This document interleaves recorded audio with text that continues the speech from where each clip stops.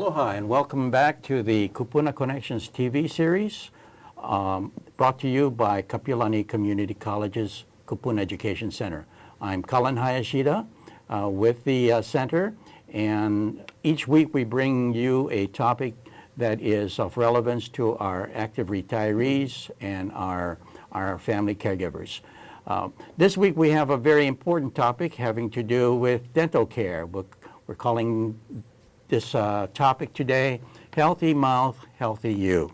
And let me start off by asking my co-hosts and our guests to introduce themselves. Tony? My name is Tony Hathaway, and I'm the Education Coordinator at the Kupuna Education Center at Kapi'olani Community College, and I'm a social worker by profession. Hi, my name is Melvin Yamada. I'm a general dentist. I've been practicing in Honolulu, Hawaii since 1985. I'm a local boy, graduate of St. Louis High School, got my education at USC. And I'm Darren Iha. I'm a periodontist in private practice in the Honolulu area. Been in practice since 1996. Went to UCLA for dental school and UC San Francisco for my periodontal training. Okay, great. So we've got some good local experts here to talk about healthy mouths and healthy you. So first of all, let's start out with some general questions having to do with older adults. And we know that, after perhaps years of neglect and poor care of their teeth, oftentimes they get to see the dentist more often. What I wanted to ask was, what are some of the common problems that we should, anticipate with older adults and with their health, their teeth? Yes, so well, with older people, they are often on a lot of medications, and so sometimes with that brings dry mouth problems. And there are a lot of medications that cause dry mouth. Dry mouth. High blood pressure medications, allergy medications all cause dry mouth. That means, what, less saliva being produced? That's right. The saliva, harder to chew and speak. They tend to get cracked lips and fissures on the sides of the lips. Oh, I see. Now we have just a slide that you shared with us that makes reference to both a healthy tooth as well as one that is, here's the slide of the healthy tooth here. Perhaps you can share with us what we're looking at here. Well, the first slide is a healthy tooth and a healthy periodontium. You can see that the bone level is good, the gum tissue height is good, there's no tartar or calculus built up along the sides of the tooth. I mean, this is just your textbook healthy tooth. I see. And then the second slide that we have here, well, what do we have here now? What are we talking about? So the second slide shows a healthy bone and gum tissue, and then the right side of the slide shows a slide of gum disease or periodontal disease. So you got a loss of what, some of your gum that's sort of receding? That's right, and the bone around the tooth that supports the tooth. I see, okay. So the deposits are actually causing like an inflammation or an infection, which results in the gum receding, and if left untreated, the bone will also shrink as a result. Okay, and so these are going to cause all sorts of problems like what, decay, abscesses, finally loss of tooth. and loss of your teeth. Okay. That's what keeps them in business. Not bad breath. No, sometimes it does, yes. Yeah. Dry mouth also causes bad breath. Is that right? Yes. Okay. Okay. And so if we have say poor oral health or problems with our oral health, how can that affect our overall physical health? Well, it affects it in many ways. You can lose teeth, and then it's hard to function once you start losing teeth. It affects your nutrition. You won't be able to chew fruits and vegetables and get a lot of protein and whole grains. So you have to go for more processed types of foods. And it, Well, that's a really big one, I would think. Yeah. If you can't, you know, there's things, I guess, when you get to the point where you can't eat the things that you like to eat because you can't chew. Well, in general, anything that causes any kind of pain or discomfort or infection, anything in the mouth that makes you uncomfortable makes you tend to want to eat less. And if you eat less, you're going to get less nutrition, which leads to poor overall physical health. Right. I mean, it's just a domino type effect. Now, and you know, right now there's a lot of television commercials about teeth whitening and looking, you know, with a, you know, looking good with a great smile. And I suppose if your teeth just looks bad, perhaps, you know, you may not be as sociable, perhaps. Yeah. So it may have all kinds of implications down the road too, I suppose. Yeah, I agree. Yeah. I mean, it has a effect on your total personality, really. I mean, it's not just the nutrition standpoint, it is psychological as well. Okay. Now, you know, you're in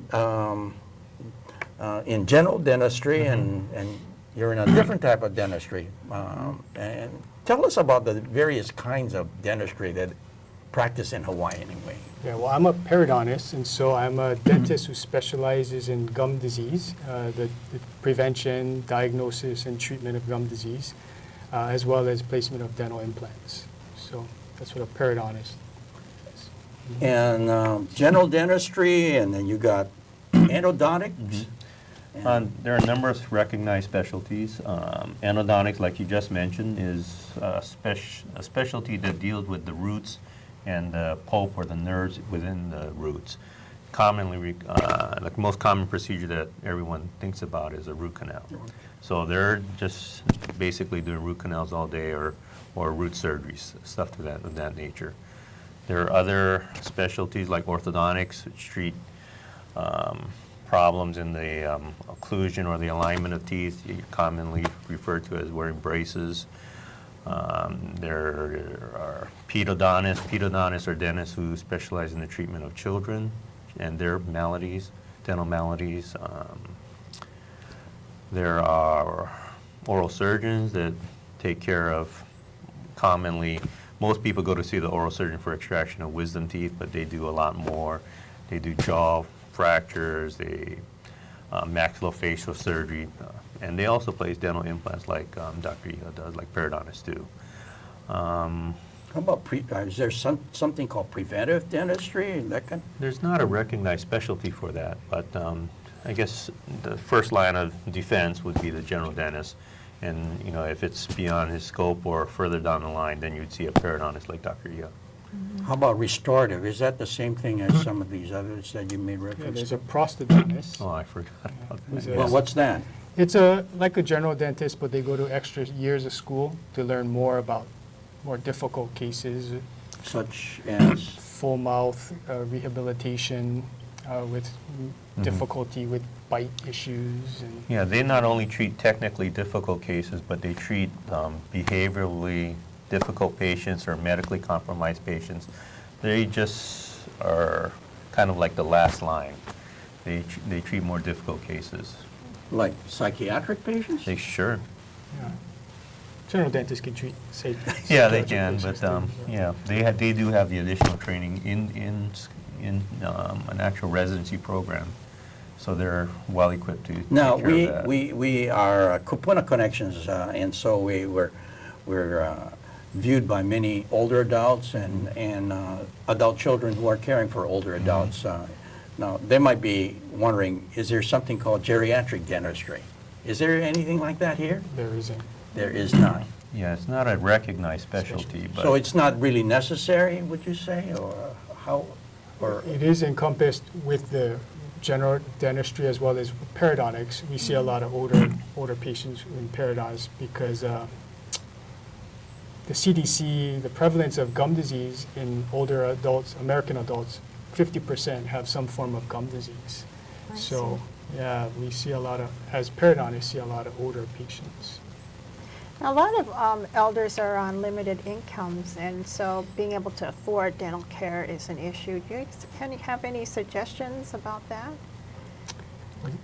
There are many options in treatment. So, implants are very expensive, but there are other alternatives, partial dentures, bridges, fixed bridges. So there are different options. So sometimes there are choices in procedures that might right. cost less. And then there's dental insurance. That is correct also. So, I mean, every situation is unique. You kind of have to really discuss it with your dentist and see what's best for your particular situation. Many times there may be like a compromise situation, and I would consult with someone like Dr. Iha, and he would tell me what the periodontal status of the teeth involved are, and that in turn limits our options on what we can provide for the patient. And from there, we move forward and we discuss the options with the patient, and the patient can make a more informed decision. Yeah, because oftentimes, with older adults, they're on pension and limited income.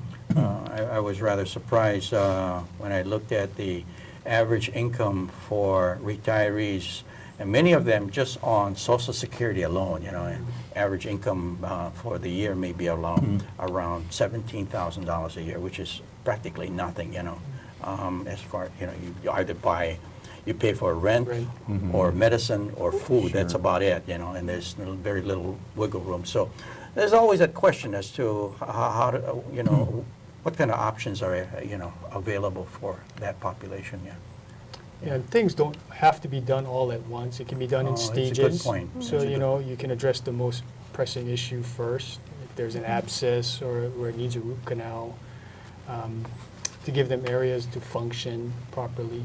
So I guess these would be good motivators for prevention, huh?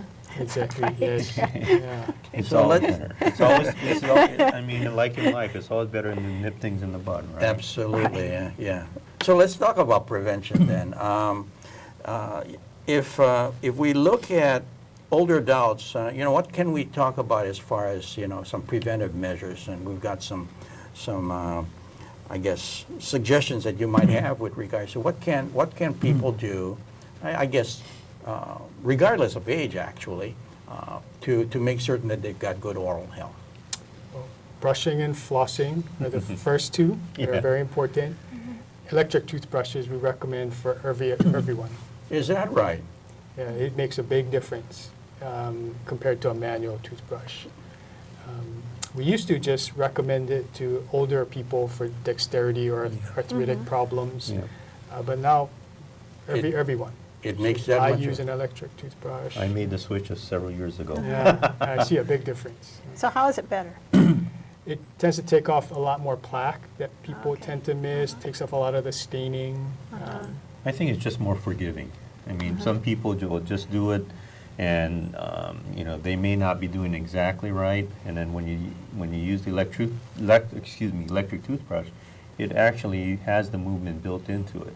So you just have to place it in the right area, and I mean it's wonderful. It just kind of and it shoots water blasts, and it's a great thing. So this is one of the recommendations we can make to our listeners out there, viewers out there, that they should perhaps make that small investment. I agree. Perhaps it costs $60 or $70, but on the long haul, That's right. you'll save your gums, perhaps, That's right. something. And to your that- teeth. And your teeth, yeah. So, It's just like getting an exam or cleaning and X-rays twice a year. yeah. I mean, that's just a small investment to Yeah. prevent something larger. I from think I know what happening. I'm going to do this afternoon. Oh, very good. Head down to Costco. Okay, so we had some slides here, and perhaps you can share with us what we're seeing right now. The first one here, Number 2. Toothbrush. you can share with us what we're looking at. Yeah, so it's just showing with a manual toothbrush, the correct angulation to brush. You want 45 degree at the gum line and small circular strokes. I see. Always a soft bristle brush. I see, okay. And then the second one there? Second one is just different special aids. So this here is a floss threader. So people that have bridges, you still have to floss under that. So this helps you get the floss through the bridge so you can floss underneath it. I see, okay. Yeah. And let's look at the next slide there. What do Yeah. we see here? You go ahead, I'll do the rest. And so the next one is called a proxy brush, and that goes in between the teeth. So after gum disease, there are bigger spaces between the teeth where floss is not as effective. So they have little Christmas tree shaped brushes that go in between the teeth. So we have to buy different sizes of brushes right, then? yeah. Now, if we had an electric toothbrush, would we need those No, variations? They come with different size heads as well. But you Okay. still have to floss and Yeah. I use the see, brush in- okay, to it get in won't, between. it won't stop the No the need silver for bullet floss. there. No silver bullet there, okay, okay. And then that blue Yes. rubber, Yeah, so the last one is called an end-tufted toothbrush. So it's just a smaller head brush to get further back behind terminal molars, I see, where your okay. regular toothbrush is too big to get. I see, okay. Mhm. And this next one here, I guess this is with regards to proper use of flossing, huh? So, Yeah, so you know, floss, people sometimes have a hard time because of their manual dexterity, but you want to make a C shape around the sides of the teeth, and you go up and down. So I not see. like a seesaw, not back and forth, it's always up and down. I see, One okay. side of the tooth, and then C shape on the other side, up and down. I see. So the next slide, I guess, shows the actual movement within Oh, the right. teeth Yes. itself. Yeah, yeah. I think a lot of patients don't realize how far up the gums you can go with that dental floss without actually injuring the gum. In young or healthy patients, the gum tissue kind of comes in a little triangular shape, we call the papilla, and you can slide that floss along the side of it on both sides, and it actually goes fairly far up towards the root. I see. And Now, that's a good thing to do that. That is a good thing, Okay. yes. there's all kinds of floss. There's wax ones and there's tape types. What can you say about those? I like, This is right up his I alley. like wax dental tape, that's what I use. But I know some people have a lot of restorations where it's too tight or it tends to shred. So they have Glide, which is a skinnier type. I don't really recommend it because I don't think it works as well. Yeah, So the one that you recommend is the wax, wax dental tape. the tapes. Mhm. I see, okay. Yeah. You know, when I was in dental school, they always recommended for people without a lot of restorations to use the unwaxed one. And the rationale for that was so that you wouldn't leave any wax residue on the teeth that would attract, you know, plaque or any type of food particles. But what I've noticed, and even for myself, is that the unwaxed floss is oftentimes kind of painful when you snap it through some of those contacts, especially if you have tight contacts. So I find that the wax floss, despite leaving some residue, is better in that people will floss more. I mean, when it's sore, they don't want to floss. So I would yeah. recommend the wax floss. Well, it's sore when you go to the dentist. Well, but no, well, that's necessary. Now, what about other things like your tongue? Do you need to clean that? Definitely. Yeah, it harbors a lot of bacteria. That's where a lot of the malodor comes from. Okay. There's a lot of crevices there. They even make tongue scrapers Yeah. to use to scrape the top of Regular. the tongue. Yep. And how often should we brush? Twice a day. Yeah, at the minimum twice a day. Minimum twice a day. Yeah, at the minimum twice a day. At the same time, you're talking about the tongue, you should also brush your tongue. You can use your toothbrush to brush your tongue. Try to get back as far as you can. Most people have problems with their gag reflex, but after a while, it kind of gets better. And like Dr. Iha was mentioning, there are dedicated devices to scrape the top of the tongue. And the tongue is one of those sources of foul odor in the mouth. Okay. Yeah. Well, so this is all about healthy mouth, not just healthy teeth, right? That's right. So Yeah. this is Right. important here, okay? Yeah. What about some of the things that are new, kind of new procedures or things that we didn't used to have not too long ago? Well, there are a number of things. I mean, like anything, dentistry is incorporating technology with all phases. Implants have been around for a long time, but they continue to improve in design, material, coating surface. In the past, you couldn't I think Dr. Ia can attest to it too. You couldn't place the implants immediately after extraction, and now they're doing that. And you can actually load implants immediately after their placement. So you could put like a restoration on top of the implant immediately after placement. And the studies so far are supporting that use. So it's pretty exciting. And there are other things like CEREC, where you can use a computer scan to scan work that you've done in the mouth and make a crown or restoration, and have it actually milled in the office and placed in the mouth that same day. So you can use that, and computer sensors, you can take impressions, you can, like I said, make restorations, you can take digital x-rays. There are lots of things going on.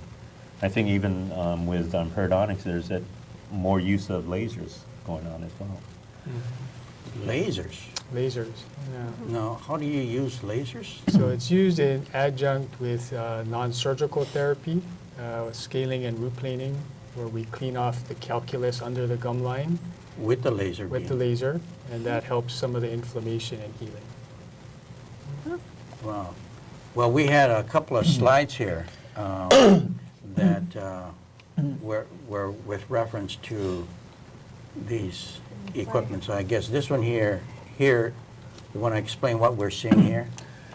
In this case, you have a situation where you have a missing tooth, and there are options available on how to restore that missing area. And in this case, they're talking about a fixed bridge. It's a 3-unit fixed bridge. Both teeth on the sides of the missing space have to be prepared, and a fixed bridge, 3 teeth tied together, is cemented on top of that. It's before implants became the way to go. This 3-unit bridge was probably the best way to restore that. I see. But the downside of it is that you do have to reduce both teeth on both sides. You lose two teeth in a sense, two healthy Yeah. teeth. Right. And the other thing is that it is, because they're tied together, it is more difficult to maintain and to keep clean. Okay? And then I Okay. think we have another slide that shows the implant. Yeah. Let's look at this one. And the other thing with the bridge is that they do tend to have more of a limited lifespan. With the implant, the implant is independent of the neighboring teeth. And so that's the big plus. You don't have to do anything to the neighboring teeth. You just put an implant in between, and then after it integrates with the bone, you can just go ahead and put a restoration right on top. Then you can floss independently. You treat it like a natural tooth. It's just wonderful. It's the way to go. How many teeth can be missing and still allow you to use an implant on this procedure? Well, some people that have most of their teeth missing, you Yes. can do A whole a mouth? whole arch for. Really? Wow. Yeah. If they have unlimited resources, sure. Yeah. It costs a of lot. course it's- Yeah, they do. I see. I see. Wow, so you can have your entire, just dentures there, and you can remove that and just have So it. commonly, when patients wear dentures for over many years, the ridge tends to resorb. Right. The denture becomes a little Yeah, wobbly and wobbly and loose. shaky, right. So sometimes dentures can be placed to help secure the denture. Implants can be placed. Or you can have multiple implants placed with a fixed bridge on it, I see. where it doesn't come in or out. So- And we're talking about affordable options. If you're kind of in that middle group, and say you didn't have teeth in the entire arch, you could put, like on the lower, you could put 3 implants on, and then you could construct what's called a locator abutment supported denture. So a denture that actually snaps onto the tops of the implant. And it's very stable, very good. And the implants have an added benefit of supplying proprioception or sensory stimulation to the jawbone, which maintains the bone height. Yeah, it's really a wonderful thing. And those implants, those dentures can be removed and cleaned if you Correct. want to. Correct. I see, I see. So, in the next, let's say, 5, we talked about some developments here. This is exciting stuff. In the next 5, 10 years, do you see more developments coming up for the boomers? What do you think? Well, in periodontics, we see more growth factors and proteins that help regrow bone around teeth to try to keep your natural teeth. So we see a lot of development in that in periodontics. Exciting. That's good. Yeah. How about things that we eat? Are there certain things that you would recommend that we do eat or that we avoid eating to I have guess healthier teeth? From a nutrition standpoint, a balanced diet. I think fruits and vegetables are obviously better. They do have a cleansing effect as opposed to starches and carbohydrates, which produce an acid attack on the teeth, and they also kind of leave a film on the teeth, and that produces a substrate on the teeth that more plaque or food debris can attach to. So balanced diet, but No soda. No Soda is soda. bad. Sodas. And but citrus fruit is not too good then? That's not good as well. A Because lot of acid. the acid in there? Right. Oh, okay, okay. Now, we have one last tip that you can suggest to the audience. We've got just a little bit of time left. So if you were to leave the audience with one last tip, one takeaway, what would that be? See your dentist at least twice a year. Okay, Catch things early. Don't wait until it hurts. great. I think he took what I was going to say. Like anything, if you nip it in the bud, it's better. So maintenance is the key, and I think the other thing is communication. Speak freely and openly with your dentist and come up with the best solution. Great, okay, good points. I just had one more slide here. It was just, I thought it was rather amusing here to share this one slide of this canyon. It's kind of hard to see perhaps from the viewer's television, but it's a canyon that is a process of decay that has taken millions of years, but think of it as your tooth that can result in the same consequence in a matter of a few decades, perhaps. So this whole point that Dr. Ihai and Dr. Yamada have made about prevention is very, very important. So that's about all the time that we have. We also have some phone numbers that is available in this last slide here for those that might be interested in speaking specifically to these two gentlemen with regards to some dental issues directly. Again, this is all the time that we have, and thank you very much for being with us on Kupuna Connections television series on Healthy Mouth and Healthy You. Aloha, and see you again next week.